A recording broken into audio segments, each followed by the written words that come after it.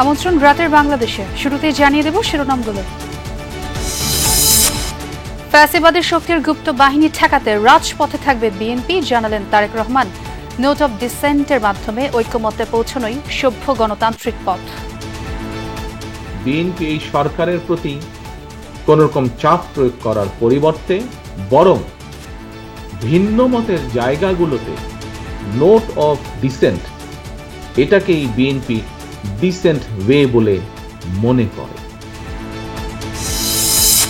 জুলাই সনদের আইনি ভিত্তি ইস্যুতে কোনো দল নয়, সরকার ডাকলে সাড়া দেবে বিএনপি। বিরোধ যাদের সাথে তাদের সাথেই বসতে চায় জামায়াত। দুটাই হয়, সরকারও ডাকবে, ইন্টার পার্টি ডায়ালগও হইতে পারে, এটা সব দেশে হয়। যদি আমাদের সাথে কোনো বিষয়ে আলাপ আলোচনা করতেই হয়, সেটা সরকার উদ্যোগ নিলে আমরা সরকারের সাথে বসে কথা বলতে পারি।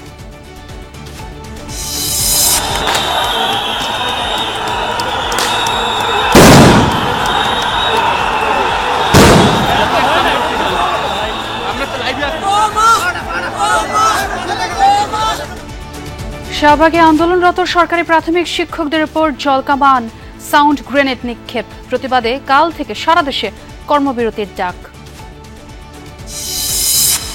আদানের বিদ্যুৎ সরবরাহ বন্ধের হুমকির ব্যাপারে এখনো করণীয় ঠিক করেনি পিডিবি। বলছে পাওনার বড় অংশই বিরোধপূর্ণ, স্বার্থবিরোধী চুক্তি বাতিল না করায় ক্ষোভ ক্যাবের। রক্ষী বাহিনী তৈরি নয়, সার্বভৌমত্ব রক্ষায় প্রশিক্ষণ দেয়া হবে ৯,০০০ তরুণকে, জানালেন উপদেষ্টা আসিফ মাহমুদ। বাছাই চলছে স্বচ্ছতার ভিত্তিতে।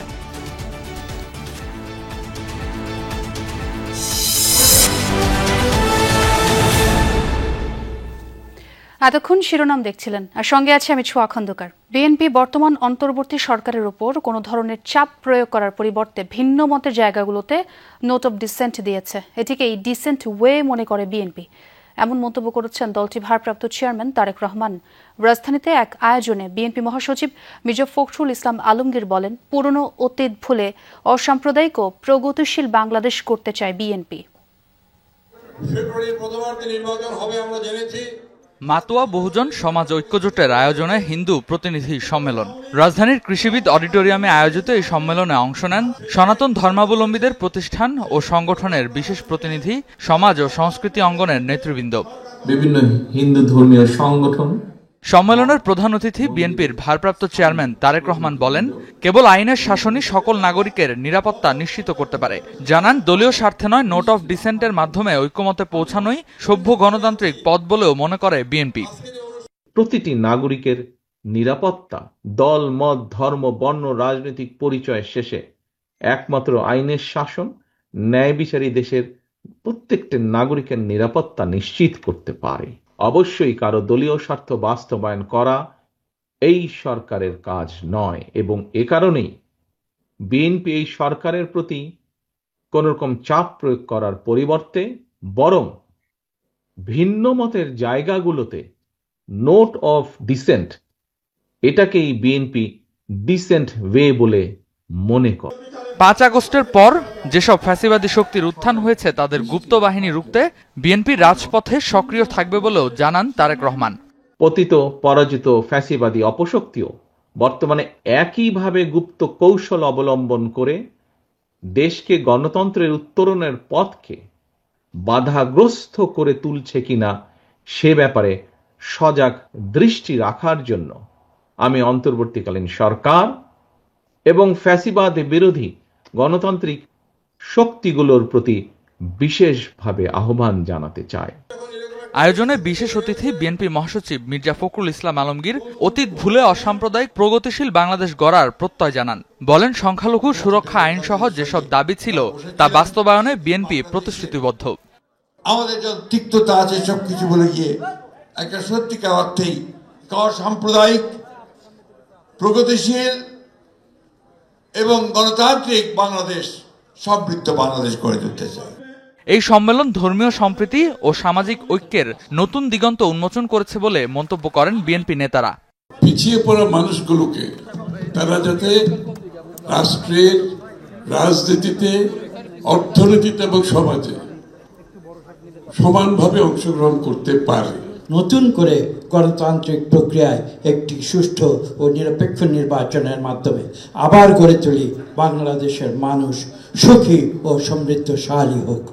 হিন্দু প্রতিনিধি সম্মেলনের মাধ্যমে সংখ্যালঘু জনগোষ্ঠীর অধিকার, নিরাপত্তা ও রাজনৈতিক অংশগ্রহণের বিষয়গুলো নতুন করে রাজনৈতিক আলোচনায় উঠে এসেছে, যা আগামী নির্বাচনের গুরুত্বপূর্ণ প্রভাব ফেলবে বলে মত সংশ্লিষ্টদের। বাংলাদেশ জিন্দাবাদ, বাংলাদেশ। রেদওয়ান আহমেদ, যমুনা নিউজ, ঢাকা।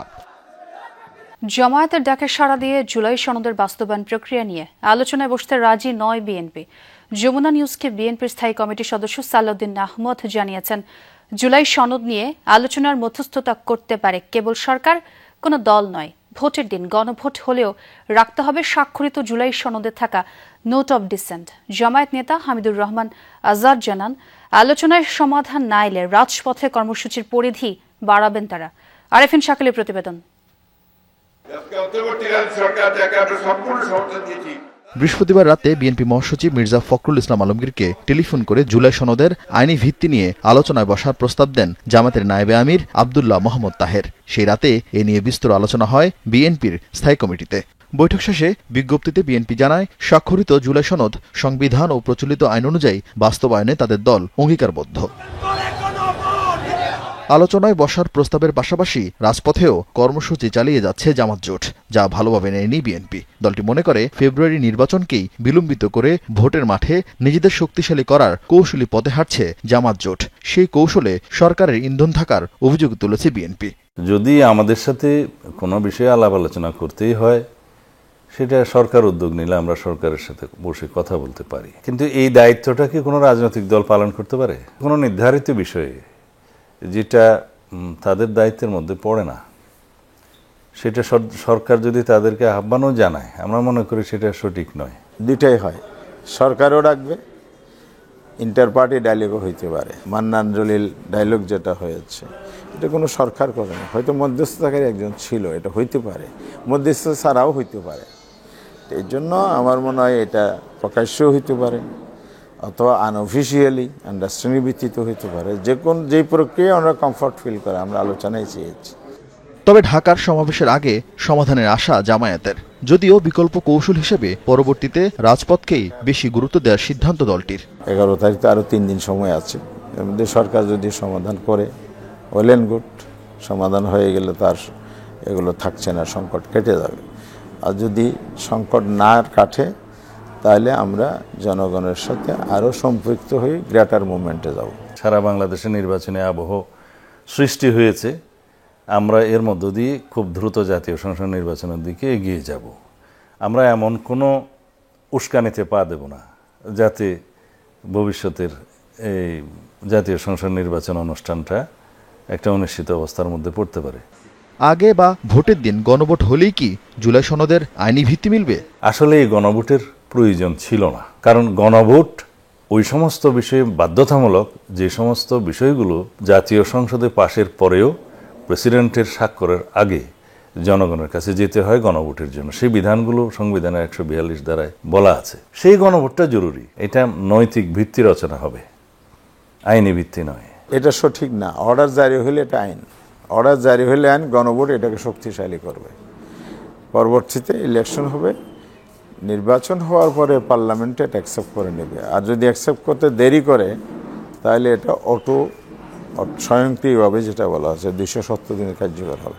তো চমৎকার একটা প্রপোজাল দেওয়া হয়েছে এখানে। মতবিরোধ থাকলেও দুই মেরুতে থাকা দুই দলের শীর্ষ নেতাই নিশ্চিত করেছেন, মাঠের রাজনীতি যেমনই হোক ফেব্রুয়ারিতে নির্বাচন করা ছাড়া কোনো বিকল্প নেই। দলের স্বার্থে, জাতির স্বার্থে ঐক্যবদ্ধ হবে। আরেফিন শাকিল, যমুনা নিউজ, ঢাকা। সরকারি প্রাথমিক বিদ্যালয়ের সহকারী শিক্ষকদের কর্মসূচি বন্ধ হয়েছে পুলিশি বাধায়।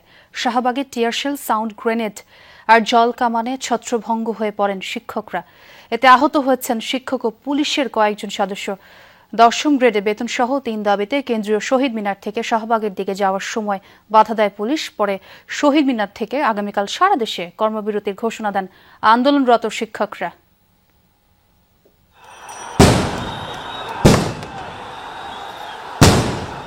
বিকাল 4টার দিকে হঠাৎ করেই প্রাথমিকের সহকারী শিক্ষকদের উপর চড়াও হয় পুলিশ। ছত্রভঙ্গ হয়ে এদিক সেদিক ছুটতে থাকেন তারা। এর আগে পূর্ব নির্ধারিত কলম নিক্ষেপ কর্মসূচি পালন করতে কেন্দ্রীয় শহীদ মিনার থেকে শাহবাগের দিকে রওনা করেন শিক্ষকরা। শাহবাগ থানার সামনে পৌঁছাতেই ব্যারিকেড বাধায় পড়েন তারা। পুলিশ তাদেরকে সরে যাওয়ার কথা বললে সেখানেই বসে পড়েন আন্দোলনকারীরা। তারপরেই অ্যাকশনে যায় পুলিশ।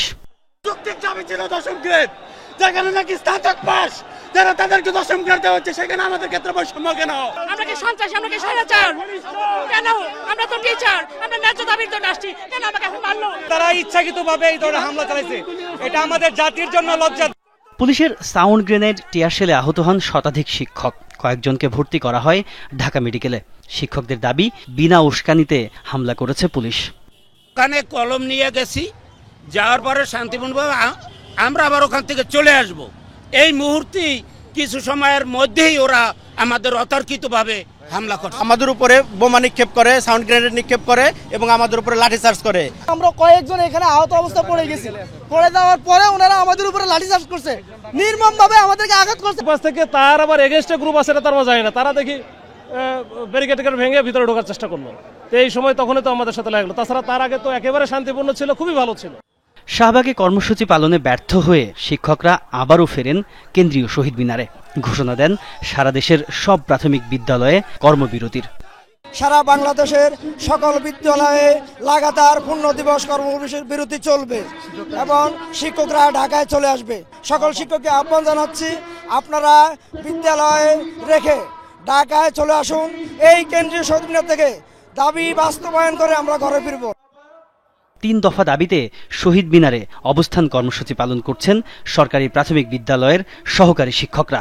10ম গ্রেডে বেতন নির্ধারণ, 10 ও 16 বছর পূর্তিতে উচ্চতর গ্রেড সমস্যার সমাধান ও শতভাগ বিভাগীয় পদোন্নতি বাস্তবায়ন তাদের দাবি।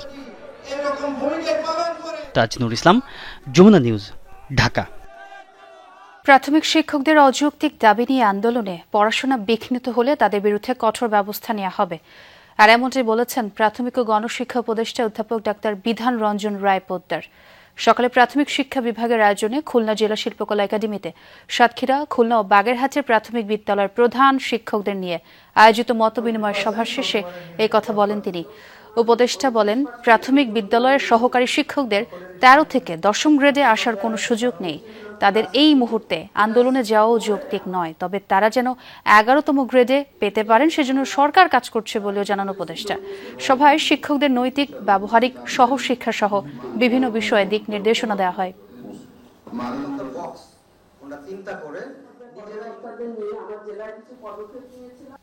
13 থেকে ওনারা 1 লাখ দিয়ে 10ম গ্রেডে যাবেন, যেখানে প্রধান শিক্ষকরা মাত্র 10ম গ্রেড পেয়েছেন। এটা যুক্তিসম্মত কিনা এটা আপনারা বিবেচনা করবেন। এবং আমি যতটুকু জানি যে প্রধান সহকারী শিক্ষকদের বেশিরভাগই মনে করেন যে এই দাবিটা যুক্তিসঙ্গত না। ভারতের আদানি পাওয়ার বিদ্যুৎ বন্ধের যে হুমকি দিয়েছে তা মোকাবেলায় এখনো করণীয় নির্ধারণ করতে পারেনি সরকার। বিদ্যুৎ বিভাগ বলছে দ্রুতই সব দিক বিবেচনা করে এ নিয়ে অবস্থান জানাবে বাংলাদেশ। 496 মিলিয়ন মার্কিন ডলার পাওনা দাবি করে 1 সপ্তাহের মধ্যে তা পরিশোধের আলটিমেটাম দিয়েছে আদানি গ্রুপ। যদিও এই পাওনার বড় একটি অংশ আগে থেকেই বিরোধপূর্ণ বলে আসছে বিদ্যুৎ উন্নয়ন বোর্ড পিডিবি। ভোক্তা অধিকার সংগঠন ক্যাব বলছে আদানির সাথে সই হওয়া চুক্তি অসম, দেশের স্বার্থ বিরোধী। অন্তর্বর্তী সরকার এখনো এটি বাতিল না করায় প্রশ্ন তুলেছে ক্যাব। বাংলাদেশের সীমান্ত সংলগ্ন ভারতের ঝাড়খণ্ডে স্থাপিত আদানির গোড্ডা পাওয়ার প্ল্যান্ট 800 মেগাওয়াট ক্ষমতার 2টি ইউনিট এখানে। 2023 সালের জুন থেকে এই কেন্দ্র থেকে বিদ্যুৎ আসে বাংলাদেশে। চুক্তি অনুযায়ী ইউনিট প্রতি প্রায় 15 টাকা করে দাম পরিশোধ করতে হয় বাংলাদেশকে। পিডিবি বলছে কয়লার দাম প্রতি টনে $10-12 বেশি ধরছে আদানি। এই আপত্তির কথা জানানো হলেও সেটি এখনো মীমাংসা করতে পারেনি দুপক্ষ। এরই মধ্যে 31 অক্টোবর 10 নভেম্বরের মধ্যে প্রায় 500 মিলিয়ন মার্কিন ডলার বকেয়া দাবি করে তা পরিশোধের আলটিমেটাম দেয় ভারতীয় কোম্পানিটি। তা না হলে 11 নভেম্বর থেকে সরবরাহ বন্ধেরও হুমকি দিয়েছে তারা। আদানি পাওয়ারের এই চিঠি নিয়ে এখনো নিজেদের অবস্থান পরিষ্কার করেনি পিডিবি। সব দিক খতিয়ে দেখেই বাংলাদেশের অবস্থান জানানো হবে বলে জানিয়েছে বিদ্যুৎ বিভাগ। আদানি নিয়ে ভাই আমরা একটু অফিসিয়াল ওয়ার্ক করতেছি, যখন কিছু বলার মতো হবে বলবো। এই মতো রাইট নাও আমরা একটু নিজেরা আগে আলাপ আলোচনা করতেছি, নিজেরা ওয়ার্ক করতেছি, তো তার আগে এই মুহূর্তে কিছু করতে চাই না। আদানির ওইটা নিয়ে স্যার কিছু ঠিকঠাক করতে পারলেন? মানে আমরা পেমেন্ট করব নাকি বিকল্প করব না আদালতে যাব? এখনো সিদ্ধান্ত হচ্ছে এখনো। গেল সরকারের সময় সই হওয়া বিদ্যুৎ ও জ্বালানি খাতের চুক্তিগুলো পর্যালোচনা করতে কাজ করছে একটি কমিটি। সেখানেও প্রাথমিকভাবে আদানির সাথে চুক্তিতে নানা অনিয়ম ধরা পড়েছে। এ অবস্থায় 5 আগস্টের অভ্যুত্থানের পরও এখন এই চুক্তি বাতিল না হয় ক্ষুব্ধ ভোক্তা অধিকার সংগঠন ক্যাব। জনগণের জ্বালানি অধিকার খর্ব করেছে সরকার নিজে। সুতরাং সরকার কি করেছে? সরকার আগের সরকারের সমস্ত কর্মকাণ্ড করেছে, যে সরকার কি করছে, যেটা কাপল অফ উইকের সমাধান হওয়ার সরকার, সেটা 1 বছরের লোক পার হয়ে গেছে, 1.5 বছর পার হয়ে গেছে, সরকার কিছুই করতে পারে। জনস্বার্থে ক্যাব নিয়ে মামলা দায়ের করতে হবে, অথবা অন্য কেউ জনস্বার্থে দেশের যে কোনো নাগরিক আদালত করে বাতিল হতে পারে, এবং এটাই বাতিল করা জনস্বার্থে, দেশের স্বার্থে এটা জরুরি। ধারণা 11 নভেম্বরের আগেই আদানি পাওয়ারকে আনুষ্ঠানিকভাবে নিজেদের অবস্থান স্পষ্ট করবে বিদ্যুৎ উন্নয়ন board PDB. Mahfuz Mishu, Jamuna news, Dhaka. Malaysia বা রক্ষী বাহিনী তৈরি করার উদ্দেশ্যে 9,000 তরুণকে প্রশিক্ষণ দেয়া হবে সার্বভৌমত্ব ও গণপ্রতিরক্ষায়। প্রকল্পটি নিয়ে তৈরি হওয়া নানা আলোচনা সমালোচনার জবাবে যমুনা টেলিভিশনকে এই কথাই জানান যুব ও ক্রীড়া উপদেষ্টা আসিফ মাহমুদ সজীব ভুঁইয়া। প্রকল্পটিকে নিয়ে একটি মহল গুজব ছড়াচ্ছে বলে অভিযোগ তার। আরও বলেন, রাষ্ট্রনীতির অংশ হিসেবেই সরকারের সম্মতিতে এই প্রকল্প নেওয়া হয়েছে। প্রশিক্ষণে আগ্রহীদের নির্বাচন করা হচ্ছে স্বচ্ছতার ভিত্তিতে। আরিফুর রহমান সবুজ জানাচ্ছেন বাকিটা।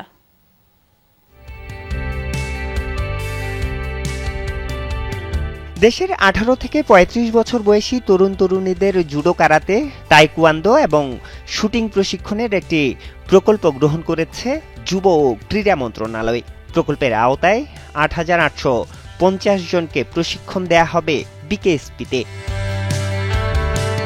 আত্মরক্ষামূলক মৌলিক প্রশিক্ষণ বলা হলেও এই প্রকল্প নিয়ে পক্ষে বিপক্ষে তৈরি হয়েছে মিশ্র প্রতিক্রিয়া, নানা জল্পনা কল্পনা।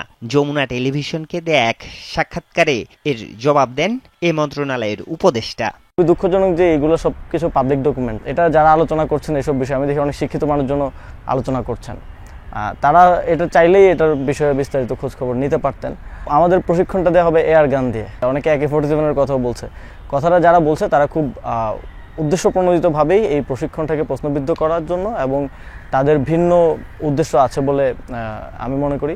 তিনি বলছেন, জাতীয় নিরাপত্তার স্বার্থে তরুণদের প্রশিক্ষিত করার জন্য এটি পাইলট প্রকল্প। কখনো সংকটময় পরিস্থিতি তৈরি হলে যেন তারা ঝাঁপিয়ে পড়তে পারে।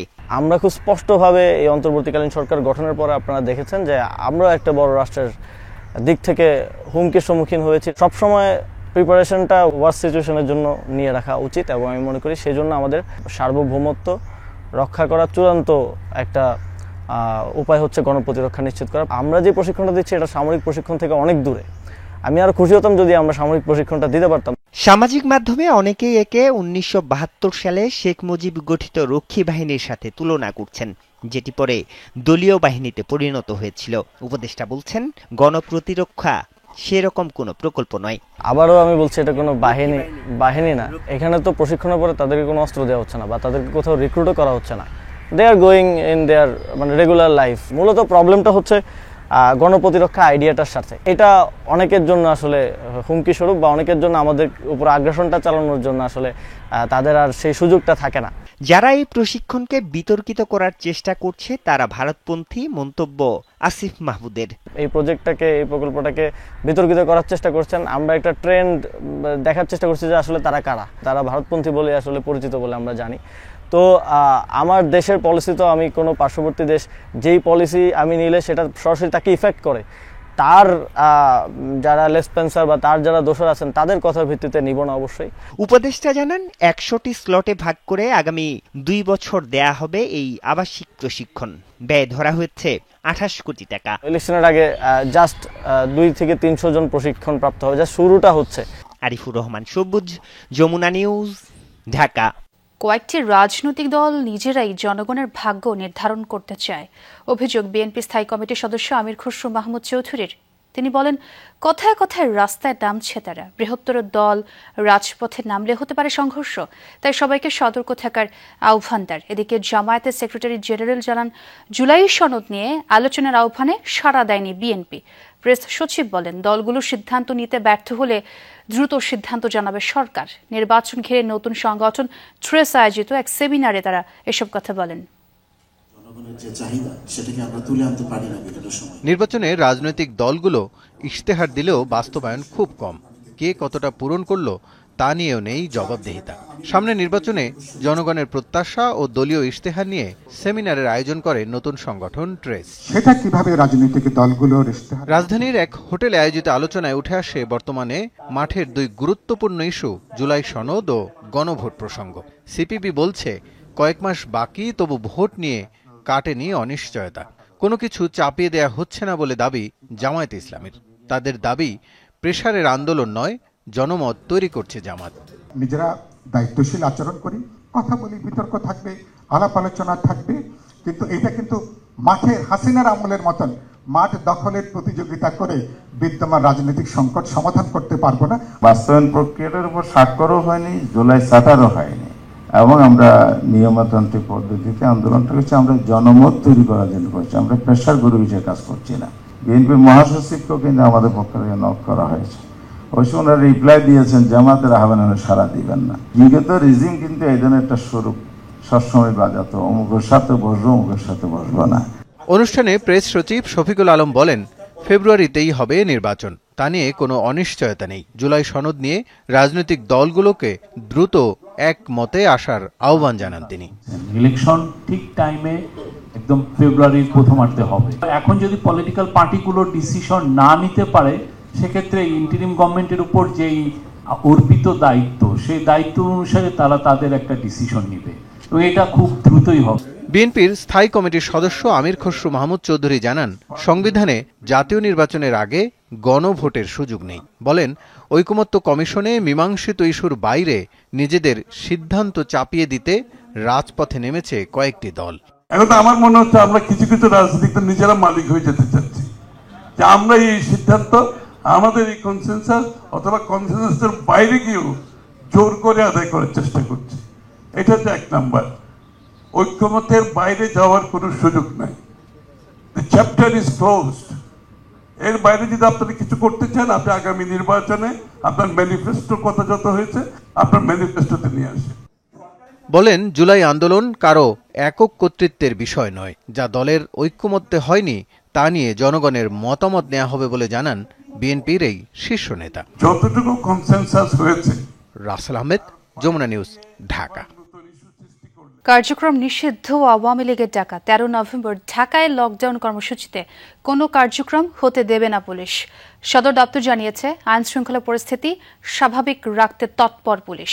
আর ঢাকা মেট্রোপলিটন পুলিশ প্রায় প্রতিদিনই নিষিদ্ধ দলটির নেতাকর্মীদের গ্রেফতার করছে বলেও জানায় ডিএমপি। বিস্তারিত রাব্বি সিদ্দিকের রিপোর্টে। বেশ কয়েক মাস ধরেই অলিগলি রাস্তায় দেখা যাচ্ছে কার্যক্রম নিষিদ্ধ আওয়ামী লীগের মিছিল। নাক মুখ ঢেকে কোনো রকম মিছিল করে কয়েক মিনিটের মধ্যে লাপাত্তা হয়ে যাচ্ছে সমর্থকরা। 13 নভেম্বর জুলাই হত্যাকাণ্ডে শেখ হাসিনার বিরুদ্ধে মামলার রায়ের তারিখ ঘোষণা করবে আন্তর্জাতিক অপরাধ ট্রাইব্যুনাল। সেদিন রাজধানীতে লকডাউনের ডাক দিয়েছে দলটির পলাতক নেতারা। আইন শৃঙ্খলা পরিস্থিতি অবনতি হতে পারে, এরকম যে কোনো পরিস্থিতি যখন আমরা আগাম খবর পাই, আমরা এই বিষয়ে কঠোর আমরা গোয়েন্দা নজরদারি থাকে, এবং ওই সময় যে ধরনের ব্যবস্থা হতে পারে বা নেওয়া প্রয়োজন আমরা সাথে সাথে সেই অ্যাকশনে যাই। এদিকে আতঙ্ক তৈরি করতে বিভিন্ন জায়গায় ককটেল বিস্ফোরণ করছে দলটি, আর মিছিল থেকে গ্রেপ্তারও করা হচ্ছে বেশ কয়েকজনকে। ডিএমপি বলছে, কার্যক্রম নিষিদ্ধ দলটির যে কোনো অপতৎপরতা রুখে দেবেন তারা। 13 নভেম্বর তারা ঢাকায় একটা লকডাউন করা বা এরকম কিছু পরিকল্পনা করছে, এগুলো আমাদের নজরে এসেছে। আমরা আমাদের কার্যক্রম অব্যাহত রেখেছি, এবং ঢাকা মহানগরীতে আইন শৃঙ্খলা পরিস্থিতি বিনষ্ট করতে পারে এরকম কোনো তৎপরতা যেন না হয় সে ব্যাপারে আমরা আমাদের পূর্ব প্রস্তুতি নিয়েছি। গেল 10 মাসে নগরে ঝটিকা মিছিল করার অপরাধে আওয়ামী লীগ, ছাত্রলীগ সহ এর অঙ্গ সংগঠনের 3000-এর বেশি নেতাকর্মীকে গ্রেফতারের তথ্য জানিয়েছে ডিএমপি। রাবি সিদ্দিকী, যমুনা নিউজ, ঢাকা। বিআইডব্লিউটিইউ এর উচ্ছেদ অভিযানে বিভিন্ন স্থানে বাধার পর পিছু হটেনি সরকার। খুব শিগগিরই আবারও অভিযান শুরু হবে বলে মন্তব্য করেছেন নৌ পরিবহন উপদেষ্টা অবসরপ্রাপ্ত brigadier general doctor M Shakhawat Hossain. দুপুরে মানিকগঞ্জে বিআইডব্লিউটিইউ এর 4টি নতুন ড্রেজার উদ্বোধন করে উপদেষ্টা। পরে সাংবাদিকদের প্রশ্নের জবাবে একথা বলেন তিনি। উপদেষ্টা আরও বলেন, বিভিন্ন জেলায় অসাধু কর্মকর্তা কর্মচারীদের কারণে দখলদাররা ভুয়া কাগজপত্র তৈরি করছে। অনেক স্থানে সরকারি সংস্থাও জড়িত। নৌপথের চাঁদাবাজি সহ বিভিন্ন অপরাধ নির্মূলে দ্রুত গতির স্পিড বোট কেনার পরিকল্পনা সরকারের রয়েছে বলেও জানান নৌ উপদেষ্টা। আমাদের দেশে যদি পাখি পড়ে উপর থেকে নিচে, এটারও পলিটিক্স আছে। যখন ক্লেম করে ভাই এই জায়গা আমার, একটা স্ট্রাকচার উঠে দিল, এই যে দেখেন।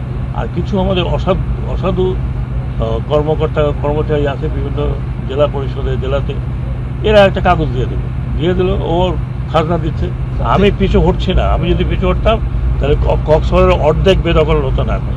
অর্ধেক আমরা বেদখলদারিকে উঠিয়ে দিয়েছি, অর্ধেক উঠিয়ে দিয়েছি।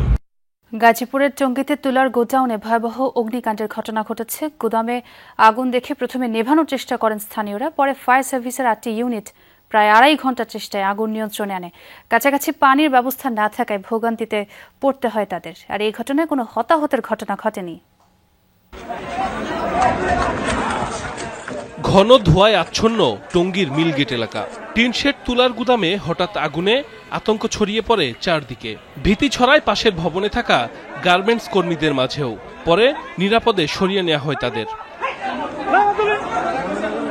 মিলগেট কোঅপারেটিভ সোসাইটি মার্কেটে ঘটে অগ্নিকাণ্ডের ঘটনা।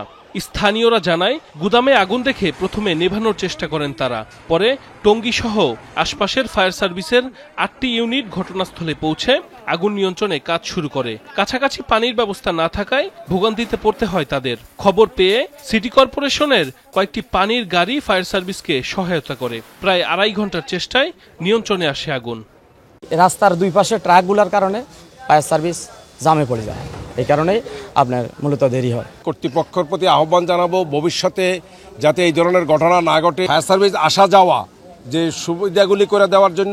ফায়ার সার্ভিস যখন জানিয়েছে যে সিটি কর্পোরেশনকে এখানে পানির সংকট, তৎক্ষণাৎই আমরা আমাদের 3টা ফায়ার সার্ভিসকে সাপোর্ট দেওয়ার জন্য ওয়াটার বোজার নিয়ে এবং 50 জন শ্রমিক নিয়ে আমরা ফায়ার সার্ভিসকে সহযোগিতা করতেছি। তাৎক্ষণিকভাবে আগুনের সূত্রপাত সম্পর্কে জানাতে পারেনি ফায়ার সার্ভিস। এ ঘটনায় হতাহতের কোনো খবর পাওয়া যায়নি। সংবাদ প্রাপ্তির সাথে সাথে আমরা যখন সংবাদ পাই তখন টঙ্গী ফায়ার স্টেশন থেকে 3টা ইউনিট আসে।